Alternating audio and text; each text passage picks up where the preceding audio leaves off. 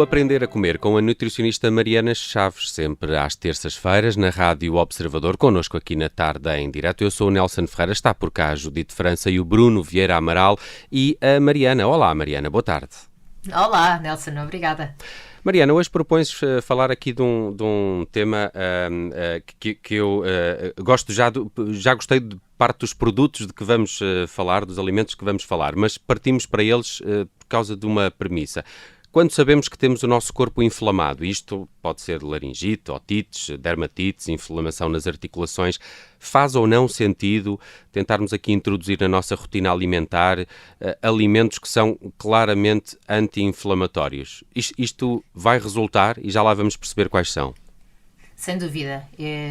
Eu acredito piamente que a alimentação tem um impacto visível até na dor.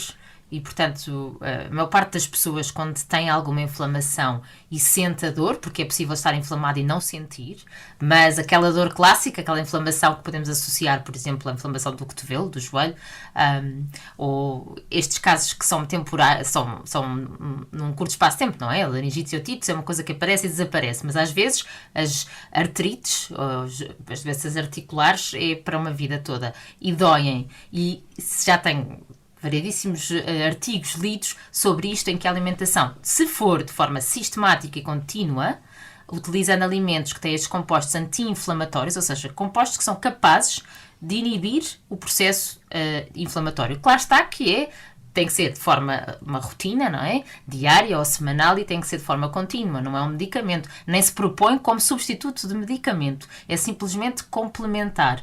Mas alguns alimentos têm mais capacidade anti-inflamatória do que outros, então, para aqueles que estão interessados em utilizar a alimentação a seu favor, para a sua saúde, eu acho que faz muito sentido sistematizar estes alimentos. Vamos lá então falar deles, porque vais-nos contar quais são os alimentos e como é que os preparamos, porque são duas coisas diferentes, não é? É preciso saber preparar estes alimentos.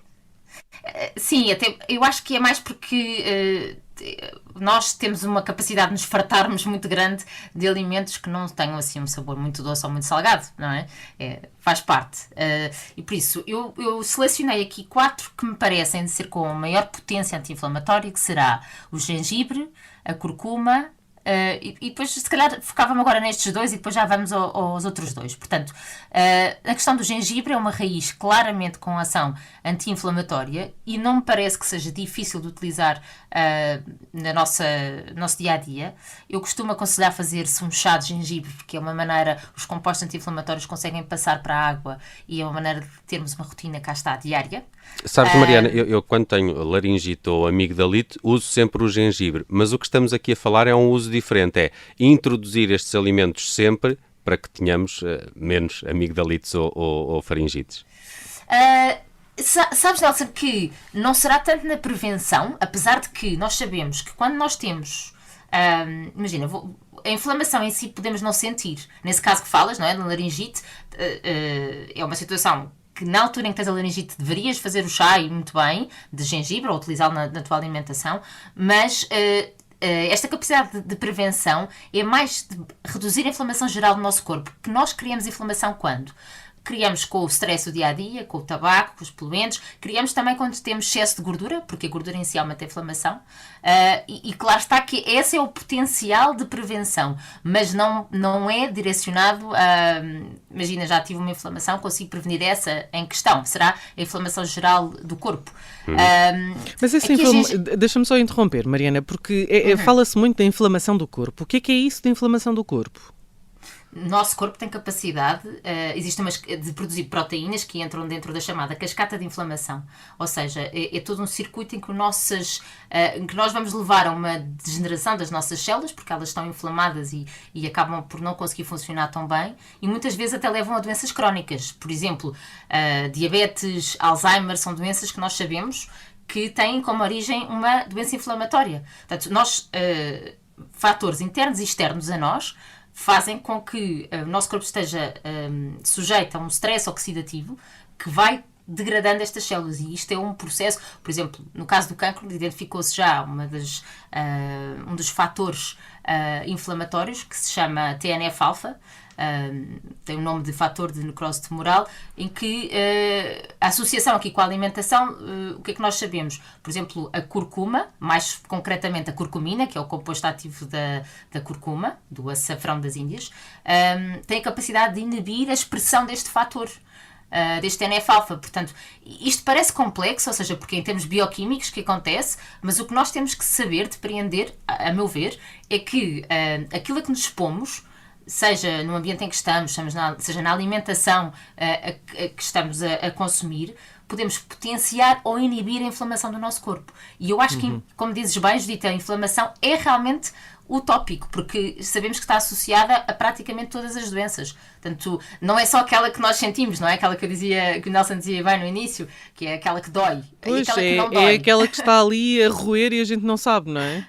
Exato. Então vamos ao gengibre. Estavas a falar de 1 litro de chá. Desculpa, interrompi-te o raciocínio. Então, não tem problema. Então, 1 litro de chá que se faz, se nós pensarmos, o melhor será fazer, eu digo 1 litro de chá logo e depois ir bebendo ao longo do dia, mas para que ele seja realmente antioxidante e anti-inflamatório tem que ter 4 rodelas de gengibre. Eu gosto fresco, de dizer, não é? Tirar a casca. Sim, exatamente.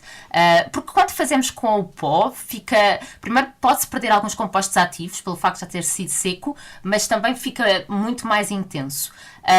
O gengibre é utilizado de forma diária, cá está, em pó, pequenas quantidades, colheres de café ou de chá, ou então o gengibre fresco e nós ralamos.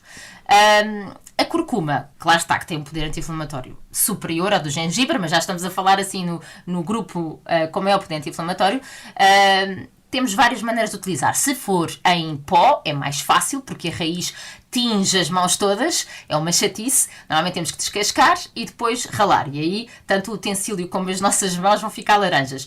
Mas cá está, para as pessoas perceberem o impacto. Esse pigmento que dá essa cor laranja é onde está a curcumina, que é que tem essa ação anti-inflamatória. Portanto, faz mesmo diferença. Eu costumo dar uma sugestão para quando não se utiliza em pó e se quer realmente tudo o que a curcuma nos pode dar. Eu costumo sugerir para descascar, colocar num 2, 3 e juntar azeite e faz com isso uma pasta. Essa pasta fica no frigorífico, num frasco de vidro, por 1, 2 meses, sem problema. E nós vamos juntando uma colherzinha, uns legumes que fazemos, ou para temperar uma carne, para variar também, para não ser sempre o pimentão doce português, ou o alho com o louro, e acho que assim conseguimos ir introduzindo a curcuma. Também há uma vertente nova que se fala, que é o Golden Milk, que é basicamente aquecer uma bebida vegetal com uma colher de sobremesa de curcuma, diria que mais que isso fica muito intenso, pimenta e um pau de canela e gengibre em pó lá para dentro, aquecer e beber isso. Isso é bom? É assim, temos que já perceber que é um sabor um bocadinho alternativo. Ótima pergunta, Judite. Ótima pergunta. Era o que todos queríamos saber. Como é que sabe? Mas é engraçado é que cada vez tem mais a adesão. Se repararem, já existem produtos em que já fizeram a mistura, que não estão a fazer mais do que isso, misturar estes componentes e vender no mercado.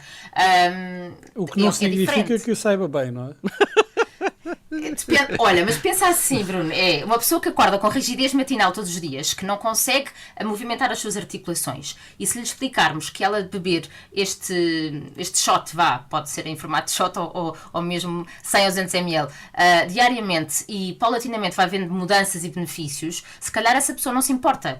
Porque esta questão se calhar vou experimentar. Mas vamos ver aqui estes 2 outros alimentos e compostos que também podem ter esta ação anti-inflamatória de que nos querias falar hoje, o ômega 3 e o abacate. O abacate é fácil, pronto. O abacate, eu estou a falar do abacate porque esse aí eu não tenho grandes problemas aí. Exato. Calhou-te mesmo bem, aqueles 2 que não te importas nada.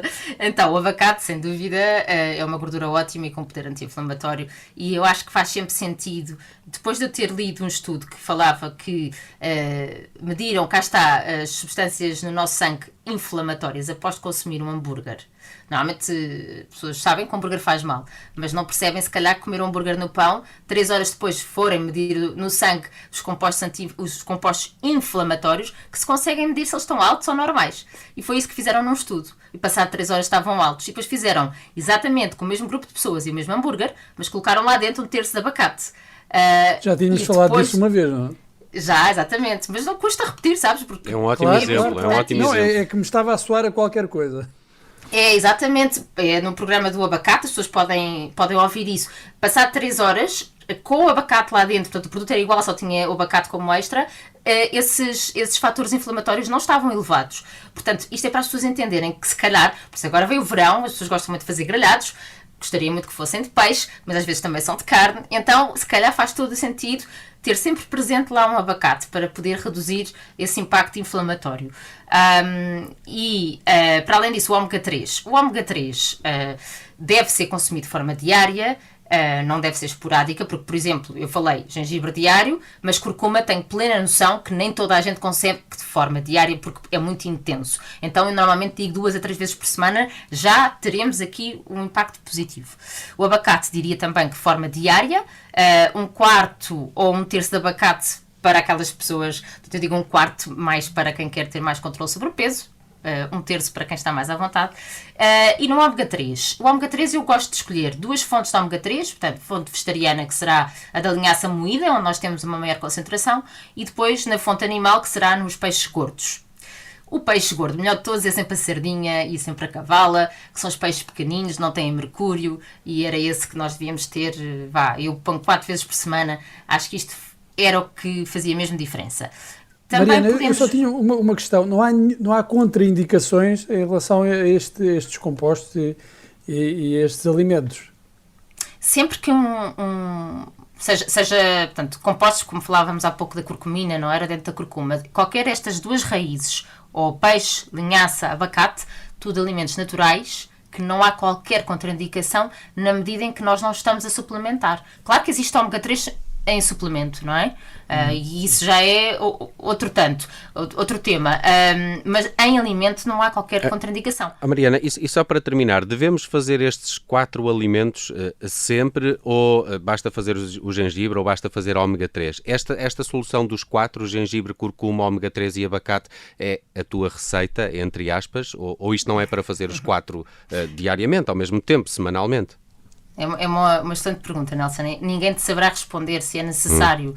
Portanto, se o efeito é crescente, não é? Quanto acrescentas mais um e tens o dobro do poder anti-inflamatório, ninguém te sabe dizer ainda, que eu espero que daqui a uns anos chegaremos a essa informação, mas eu diria que algum efeito cumulativo conseguiremos, e acho que faz todo o sentido. Quando tu crias uma rotina, às vezes falhas alguns dos pontos da tua rotina, não é? Principalmente se ela for muito complexa, mas se tu conseguires simplificar, e portanto imagina, se o abacate faz parte das tuas compras diárias, se o gengibre faz parte das compras semanais ou mensais, isto faz com que tu consigas praticamente todos os dias chegar lá. Eu diria que faz sentido tentar ir buscar para quem está a sentir a dor de sempre. Estes 4 todos os dias, ou só o curcuma que eu deixo para de vez em quando. Queria só acrescentar, Nelson, antes de terminarmos, rapidamente, Mariana. Que nos peixes também o atum e o salmão são uma excelente fonte de ômega 3. Atenção. Tem aquele problema de ser um peixe mais de águas profundas. É isso, mas o atum em conserva tem muito menos mercúrio do que o fresco e, portanto, acho que entre o atum em conserva, o salmão fresco ou congelado e a cavala e a sardinha, estamos muito bem com esse consumo de ômega 3. Estamos safos, como se costuma dizer. Mariana Chaves, muito obrigado. O Aprender a Comer esta semana falou destes alimentos ou compostos que têm, de facto, características anti-inflamatórias e como é que os podemos adaptar na nossa dieta diária. Para a semana estamos de regresso, de novo, com a Mariana Chaves. Mariana, obrigado. Até para a semana. Até para a semana. Obrigada.